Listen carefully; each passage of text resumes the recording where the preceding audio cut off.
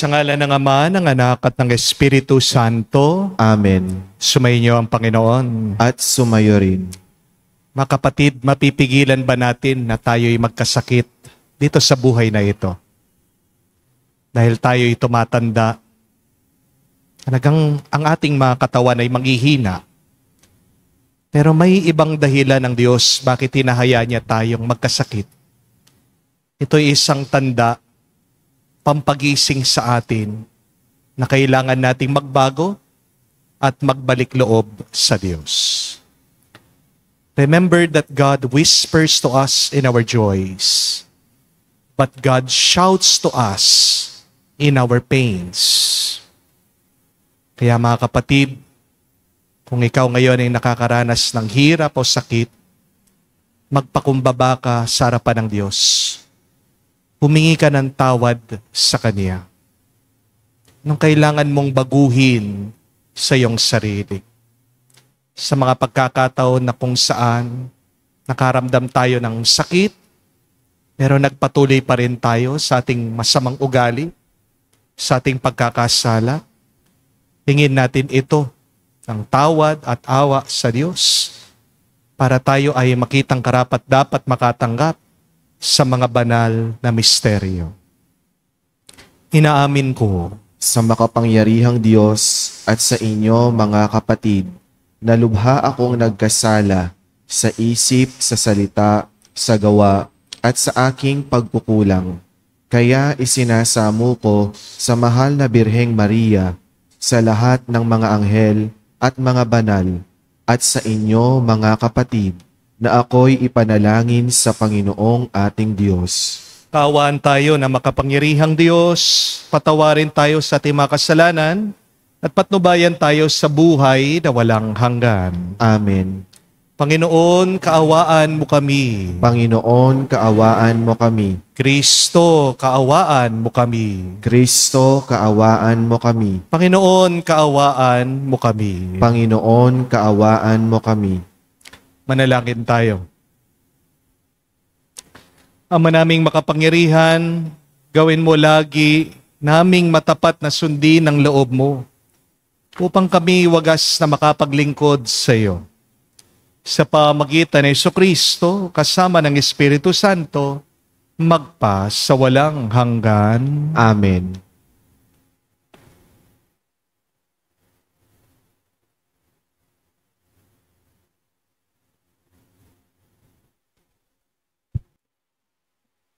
Pagbasa mula sa sulat ni Apostol San Pablo sa mga taga-Roma.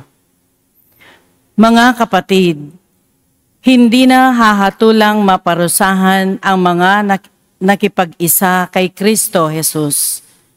Wala na ako sa ilalim ng batas ng kasalanan at kamatayan, sapagkat pinalaya na ako ng batas ng Espiritong nagbibigay buhay, bunga ng pakikipag-isa kay Kristo Jesus. Ginawa ng Diyos ang hindi nagawa ng kautusan dahil sa likas na kahinaan ng tao.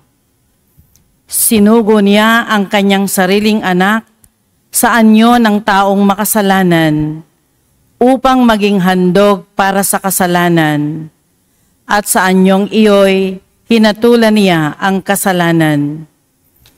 Ginawa niya ang lahat ng ito upang hinihingi ng kautusan ay may sakatuparan sa atin na namumuhay ayon sa Espiritu at hindi ayon sa laman.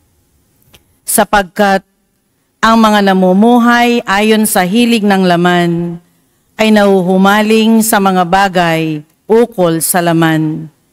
Ngunit ang namumuhay sa patnubay ng Espiritu ay nagsisikap ukol sa mga bagay na espiritual.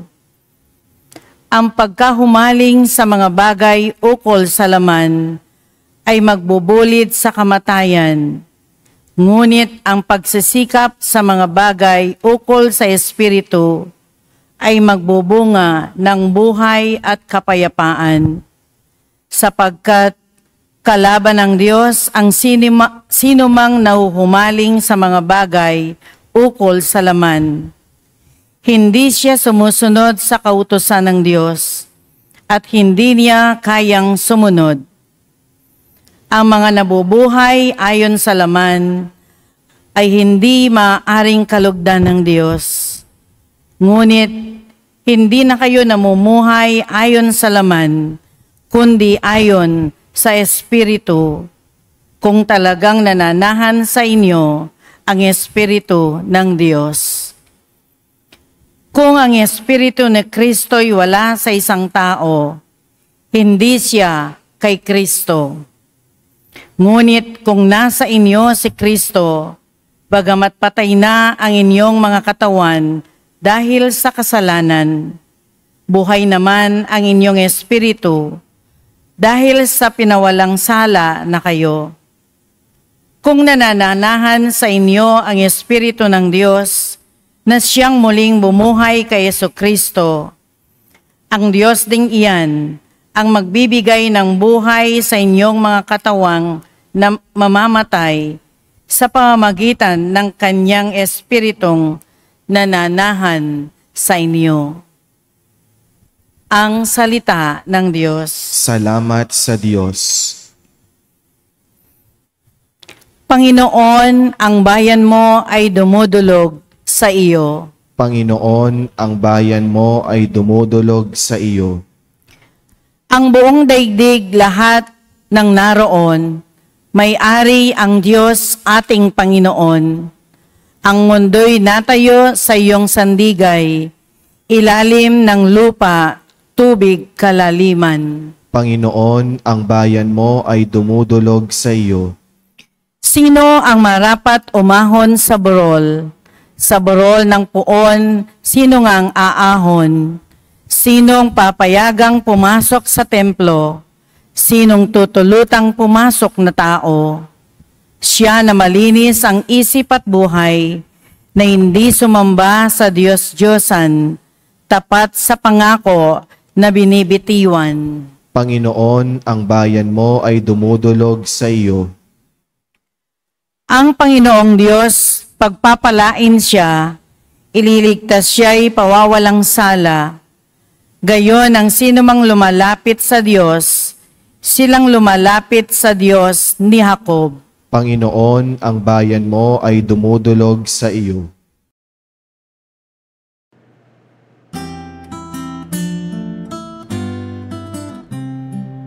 Alleluia, alleluia, alleluia, alleluia, alleluia, alleluia, alleluia, alleluia, alleluia, alleluia, alleluia, alleluia. Hindi nais ng may kapal na salari parusahan, kundi siya'y magbagong buhay. Sumainyo ang Panginoon. At sumayo rin. Ang mabuting balita ng Panginoon ayon kay San Lucas.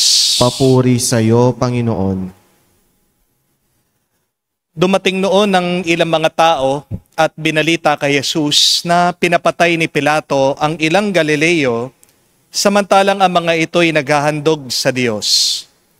Sinabi niya sa kanila, akala ba ninyo higit na makasalanan ng mga Galileong ito kesa sa ibang mga taga-Galilea dahil sa gayon ang sinapit nila? Hindi. Ngunit sinasabi ko sa inyo, kapag hindi ninyo pinagsisihan at tinalakdan ang inyong mga kasalanan, mapapahamak din kayong lahat. At ang 18 namatay na mabagsakan ng tore ng Siloe, sa akala ba ninyo'y higit silang makasalanan kesa sa ibang naninirahan sa Jerusalem? Hindi. Ngunit sinasabi ko sa inyo, kapag hindi ninyo pinagsisihan at tinalikdan ang inyong mga kasalanan, mapapahamak din kayong lahat. Sinabi sa kanila ni Jesus ang talimhagang ito. May isang tao na may puno ng igos sa kanyang ubasan. Minsan, tinignan niya kung may bunga ito. Ngunit wala siyang nakita. Kaya't sinabi niya sa tagapag-alaga ng ubasan, 3 taon na akong pumaparito at naghahanap ng bunga sa punong ito. Ngunit wala akong makita. Putulin mo na. Nakakasikip na lang yan. Ngunit sumagot ang tagapag-alaga, huwag po muna nating putulin. Huwag po muna nating putulin sa taong ito. Huhukayin ko ang palibot at lalagyan ng pataba. Kung mamumunga po ito sa darating na taon, mabuti. Ngunit kung hindi, putulin na natin. Mga kapatid, ang mabuting balita ng ating Panginoon. Pinupuri ka namin, Panginoong Hesukristo. Magandang araw po muli sa inyong lahat. Magandang araw po, Father. May isang kwento po tungkol sa isang mister na lasanggero. Hindi lang po basta-basta lasanggero. Hari ng tagay. May 5 yatang atay. Kasi kapag umiinom, akala mo nauubusan. Gabi-gabi na lang, sinusundo po siya ng misis niya kung saan man siya nakikipag-inuman. Kasi hindi po kayang umuwi na sarili niya sa sobrang kalasingan niya. Hanggang isang araw, napagod na po ang misis, pero hindi po siya sumuko. Nakaisip po siya ng paraan para magbago itong lasinggero niyang mister. Kaya, nung isang gabi, tumawag po ang mga kabarkada nitong kanyang mister. Lasing na naman siya. Pumunta po yung misis doon. Kinuha yung kanyang asawa. Alam niyo po kung saan niya dinala yung mister niya? Dineretso na po niya sa punerarya. Pagmulat po nitong mister, nakita niya, nakapaikot na siya ng mga kabaong at yung mga katabi niya, mga patay. Lumapit po yung embalsamador. May dalang kutsilyo at malaking injection. Nilalapitan yung mister. Nagulat daw po itong lalaki. Sabi niya, Sir, sandali lang po. Buhay po ako. Wag po. Wag niyo akong imbalsamahin. Pero ito pong imbalsamador, tinatakot siya. Sabi, hindi, tumahimik ka dyan. Patay ka na. Ikaw nang susunod. Umiyak daw po, nagmamakaawa itong mister. Pagkatapos po ng ilang oras na pananakot, pinayagan na po ng imbalsamador na makauwi itong lalaki. At pagdating sa bahay nitong mister, tahimik. At sa susunod na araw, hindi na uminom. Natauhan na siya. Kaya itong misis, nagdasal at sabi, salamat po Lord, natakot na sa bangkay bago pa siya naging bangkay. Ayan po ang sikreto. Kung gusto nyong merong isang tao na dapat magbago, takutin niyo. Bigyan niyo ng deadline. At mababasa po natin yan sa Biblia. Ano po ang nakasulat sa salita ng Diyos? It says that, Lord, teach us to number our days so that we may gain wisdom of heart. Magiging matalino lang tayo kung maaalala natin, hindi tayo forever dito sa mundo. Sa Ebanghelyo, pinapaalala sa atin, kung hindi tayo mamumunga, puputulin ng Diyos ang buhay natin. Minsan kasi kailangan tayong takutin para tayo'y maging matalino, para tayo'y makapag-isip ng mabuti, para lang tayo'y matauhan. Di po ba? Ang Diyos, hindi sadista. Pero, ginigising ka niya. Lalong-lalo na kapag natulog ka na sa kasalanan. Para bang alarm clock, di po ba? Hindi natin gusto ang tunog. Dahil napakasarap pa rin ang magpatuloy sa ating tulog. Pero kailangan mong marinig para tumayo ka at pagpatuloy mo ang iyong trabaho. Kapag may problema ka, na-aksidente ka man o nagkasakit, mga kapatid, tandaan nyo, hindi yan automatic na parusa. Pampagising lang yan. Ginigising tayo ng Diyos para magbago. Para maalaala mo, hindi ka naman immortal. As Jesus said, go back to the gospel, He reminded us, unless you repent, you will all perish as they did. Kung hindi tayo magbabago, masasawi tayo. Kaya nga mga kapatid, bigyan mo ng deadline ang iyong sarili. Bago ang Diyos ang magbigay ng deadline sa iyo. Dahil pag ang Diyos ang nagbigay ng deadline, baka mabulaga ka habang hindi pa huli ang lahat. Ayusin mo. Ituwid mo ang iyong sarili. Magbalik loob ka sa Diyos. Tanong ko po, kung bang nakikita mo, nakakatulog na yun, nagmamaneho dyan sa sinasakyan mong jeep o taxi, gigisingin mo ba ito? Siyempre naman, di po ba? Baka maaksidente kayo. Ganyan din, mga kapatid. Ayaw man natin. Pero ang sakit o problema binibigay ng Diyos sa atin ay pagtatapik lang niya, paggigising lang niya. Maraming mga bata po ngayon, mahina daw sa comprehension sa pagbabasa. Bakit? Masyadong inispoil ng mga magulang. Di po ba? Tanong ko po, kayo mga magulang dyan, sinong gumagawa ng assignment ng mga anak nyo? Be honest, aminin. Yung mga anak nyo o kayo? Bawal ang magsinungaling. Bawal ang magsinungaling. Kayo, hindi po ba? Yung mga parents, lalong-lalo na. Yung po mga lolo, lola, dapat kayong mag-graduate eh. Dapat yung mga magulang kayong bigyan ng diploma. Di po ba? Mag-ingat kayo kapag masyado nyong ini-spoil ang inyong mga anak, ang inyong mga apo. Tignan niyo po yung salitang yon, spoil. Kapag na-spoil ang pagkain, anong ibig sabihin? Ano nangyayari? Nasisira po ito. Di po ba? Kapag ini-spoil niyo ang inyong mga anak at apo, anong ibig sabihin? Sinisira niyo ang kanilang kinabukasan. Help your children, your grandchildren, to help themselves. Do not do everything for them. Kasi baka masanay sila. At pagdating ng araw, sila din ang kawawa. Hindi po ba? Kapag wala na kayo, paano na sila? Mabuti din na maghirap ang inyong mga anak. Mabuti din na dumaan sa bigat ang inyong mga apo. Yan ay tulong din sa kanila. Mag-ingat kayo. Kapag ini-spoil nyo ang inyong mga anak at apo, sinisira nyo ang kanilang kinabukasan. Amen? God loves us so much.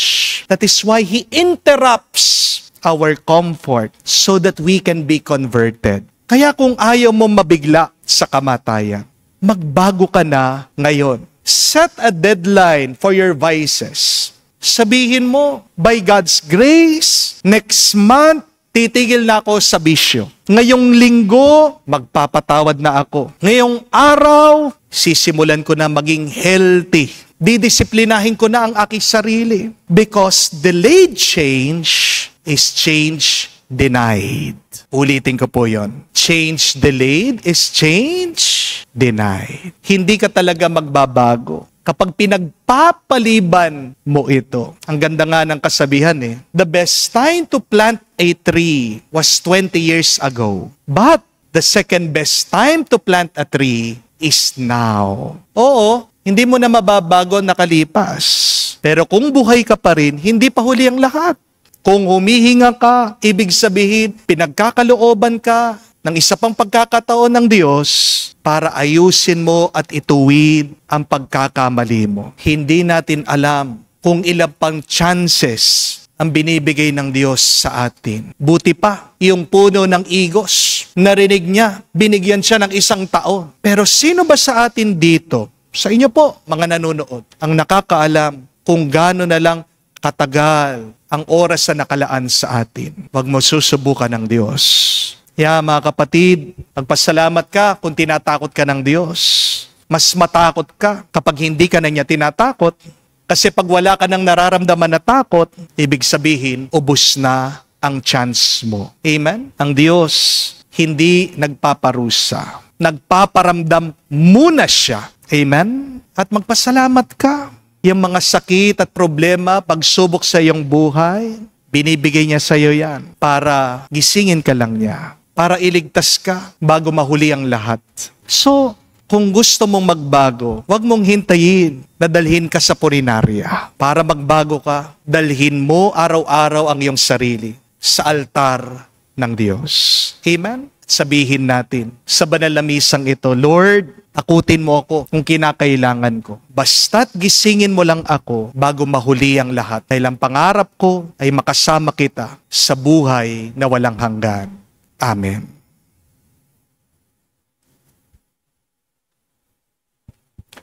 Tumayo po tayo. Ang Diyos ay mapagtiis at mulat sa ating mga paghihirap.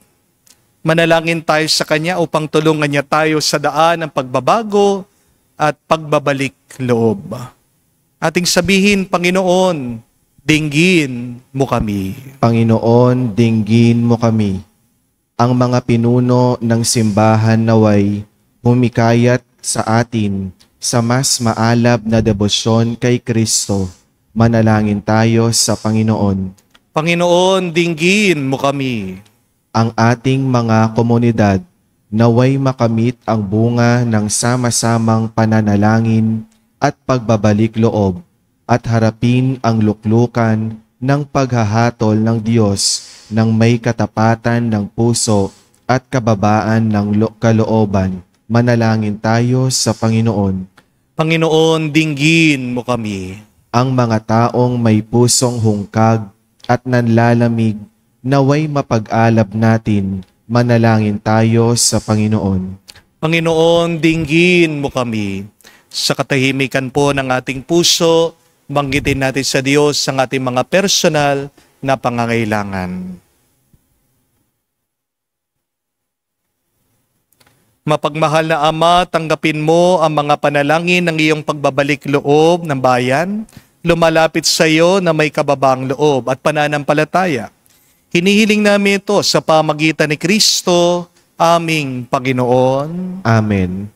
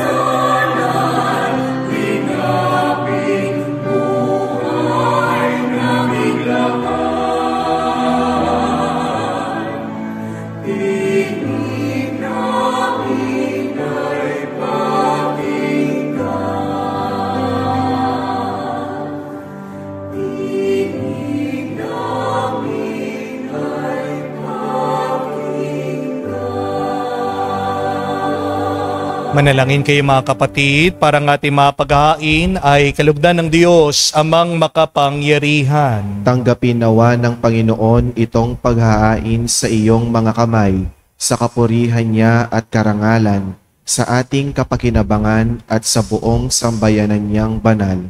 Ama naming lumikha, ipagkaloob mong ikaw ay aming kusang mapaglingkuran. Sa paghahain namin ng mga alay na iyong bigay, upang kami dalisayin ng iyong pagmamahal. Sa paglilingkod namin ngayon ginaganap ang banal na pagdiriwang sa pamagitan ni Jesucristo kasama ng Espiritu Santo, magpa sa walang hanggan. Amen. Sumayin niyo ang Panginoon. At sumayo rin. Itaas sa Diyos sa inyong mga puso at diwa. Itinaas na namin sa Panginoon. Pasalamatan natin ang Panginoong ating Diyos. Marapat na siya ay pasalamatan. Ama naming makapangyarihan, tunay nga marapat ikaw ang aming pasalamatan sa pamagitan ni Jesucristo na aming Panginoon. Siya naging kapwa naming maasahan upang may mangunang umako sa pananagutan. Dahil langad mong magbago ang kinamihas ng pagkakanya-kanya ng sangkatauhan, bunga ng pagtitiis, siya ay nanaig, at ang kamatayan ay kanyang dalupig. Kaya't siya ang aming daan para aming masapit ang iyong tapat at maasahang pag-ibig. Kaya kaisa na mga anghel ay sisiawit ng papuri sa iyo. Nang walang humpay sa kalangitan, kami nagbubunyi sa iyong kadakilaan.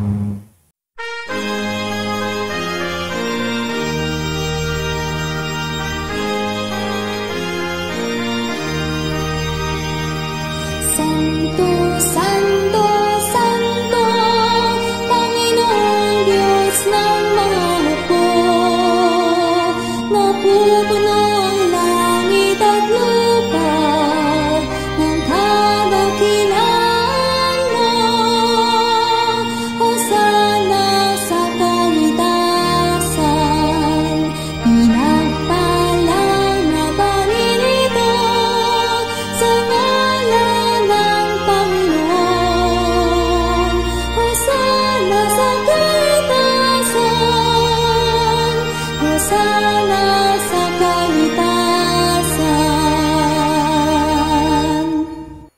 Ama naming banal, ikaw ang bukal ng tanang kabanalan. Kaya't sa pamagitan ng iyong Espiritu, gawin mong banal ang mga kaloob na ito, upang para sa amin maging katawan at dugo ng aming Panginoong Heso Kristo.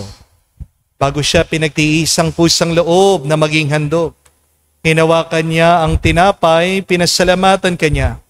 Pinaghati-hati niya iyon, inabot sa kanya malagad at sinabi, "Tanggapin ninyong lahat ito at kanin. Ito ang aking katawan na ihahandog para sa inyo."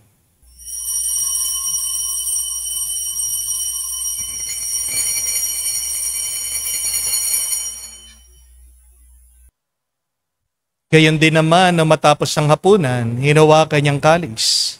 Muli kanyang pinasalamatan. Nabot niya ang kalis sa kanyang mga alagad at sinabi, "Tanggapin ninyong lahat ito at inumin. Ito ang kalis ng aking dugo, ng bago at walang hanggang tipan. Ang aking dugo na ibubuhos para sa inyo at para sa lahat, sa ipagpapatawad ng mga kasalanan. Gawin ninyo ito sa pag-aalaala sa akin."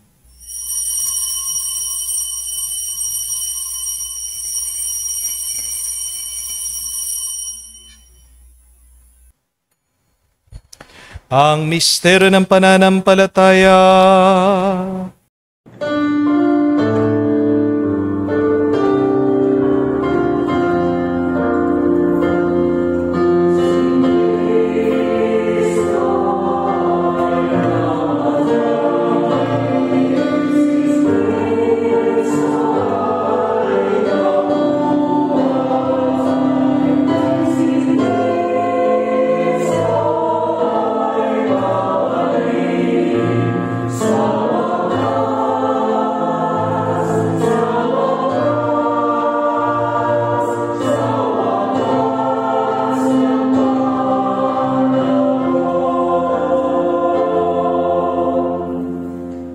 Ama, ginagawa namin ngayon ang pag-alaala sa pagkamatay, muling pagkabuhay ng iyong anak.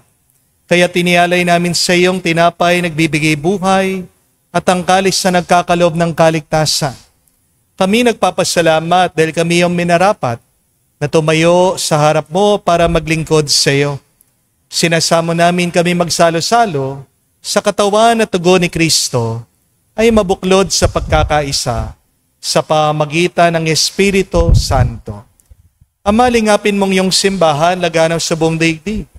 Puspusin mo kami sa pag-ibig. Kaisa ni Leon ang aming Santo Papa, si Florentino aming Arsobispo at ng Tanang Kaparian. Alalahanin mo rin ang aming mga kapatid na nahimlay. May pag-asang sila'y muling mabubuhay. Gayon din naman lahat ng mga pumanaw. Kawan mo't sila't patuloyin sa iyong kaliwanagan. Kawan mo't pagindapatin kaming lahat, makasalo sa iyong buhay na walang wakas. Kaisa na mahal na Birhen Maria, Ina ng Diyos. Kaisa ni San Jose ang kanyang maluwalhating esposo. Kaisa ng mga apostol, lahat ng mga banal, na namuhay dito sa daigdig na kalugod-lugod sa iyo. May pagdiwang nawa namin ang pagpupuri sa ikararangal mo sa pamagitan ng iyong anak aming Panginoong Heso Kristo. Sa pamamagitan ni Kristo, kasama niya at sa Kanya, ang lahat ng parangal at papuri ay sa iyo, Diyos Ama, makapangyarihan, kasama na Espiritu Santo, magpasawalang hanggan. Amen, amen, amen. Sa nakagaling na utos sa turo ni Jesus sa Panginoon natin at Diyos, ipahayag natin ang lakas, loob.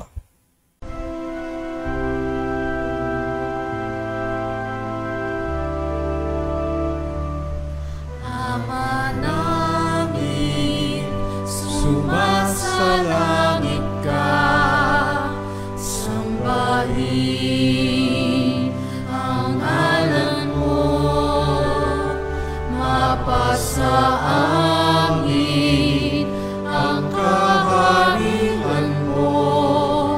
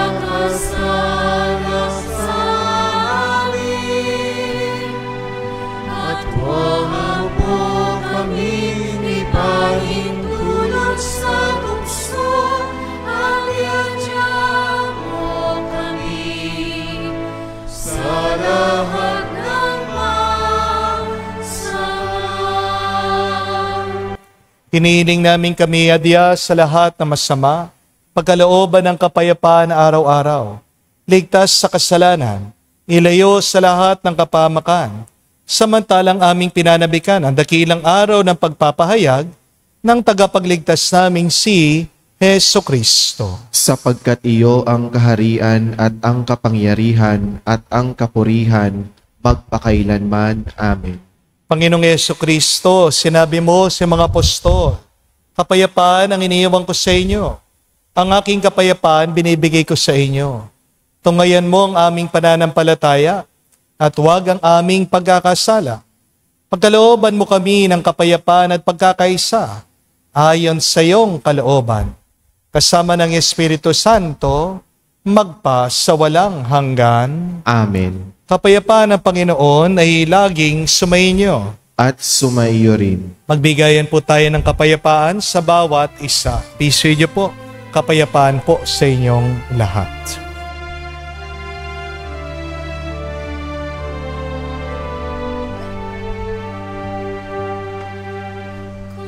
Kordero ng Diyos na nag-aalis ng mga kasalanan ng sanlibutan, maawa ka sa amin. Maawa ka sa amin. Kordero ng Diyos na nag-aalis ng mga kasalanan ng sanlibutan, maawa ka sa amin. Maawa ka sa amin. Kordero ng Diyos na nag-aalis ng mga kasalanan ng sanlibutan, ipagkaloob mo sa amin ang kapayapaan. Mga kapatid, naririto ang ating Panginoong Jesucristo, ang Kordero ng Diyos. Siya nag-aalis sa mga kasalanan ng sanlibutan. Mapalad tayong lumalapit sa piging ng Kordero. Panginoon, hindi ako karapat-dapat na magpatuloy sa iyo, ngunit sa isang salita mo lamang ay gagaling na ako.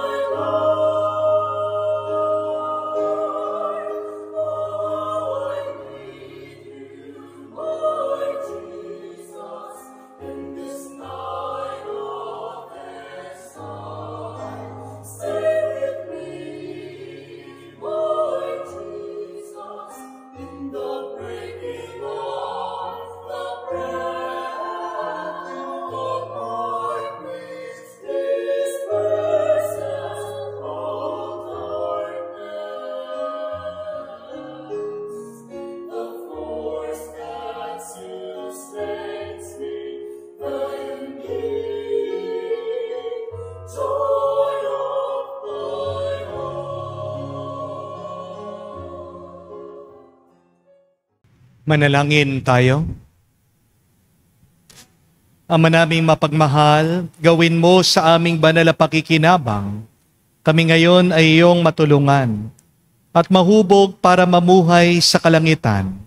Sa pamagitan ni Jesucristo kasama ng Espiritu Santo, magpa sa walang hanggan. Amen.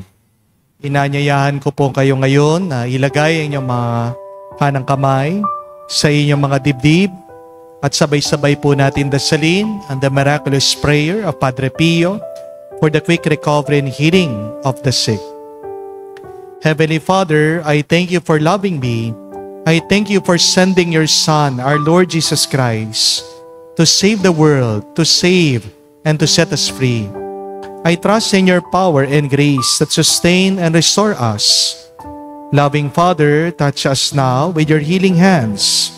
For I believe that your will is for me to be well in mind, body and soul and spirit. Cover me with the most precious blood of your Son, our Lord Jesus Christ, from the top of my head to the soles of my feet. Cast out anything that should not be in me. Root out any unhealthy and abnormal cells.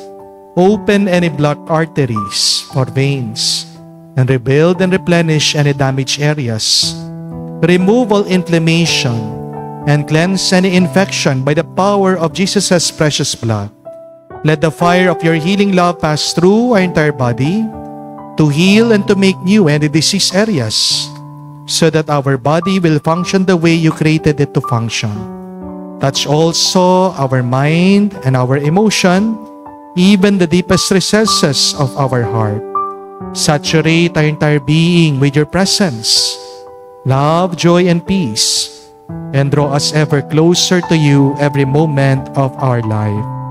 And Father, fill us with your Holy Spirit and empower us to do your works, so that our life will bring glory and honor to your holy name. We ask this in the name of Jesus Christ, our Lord. Amen. We ask for the intercession of our Blessed Mother Mary.